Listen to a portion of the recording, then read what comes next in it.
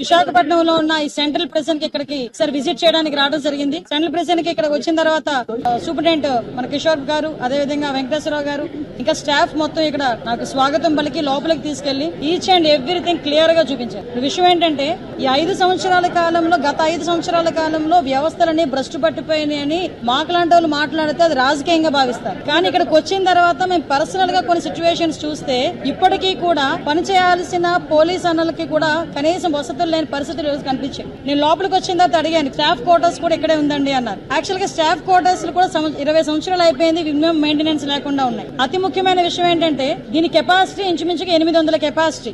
లోపల ప్రిజన్స్ లో ఉన్న ఖైదీలు ఎవరైతే ఉన్నారో వాళ్ళు 800 మంది వరకు ఉండొచ్చు. కానీ పెరిగిన నేరాల దృష్ట్యా అనుకోవాలో లేకపోతే వాట్ ఎవర్ ఇట్ మేబీ ఏం జరిగినా 2000 మందికి పైగా ఈ రోజు జైల్లోని అక్కడ ఉండడం పరిస్థితి.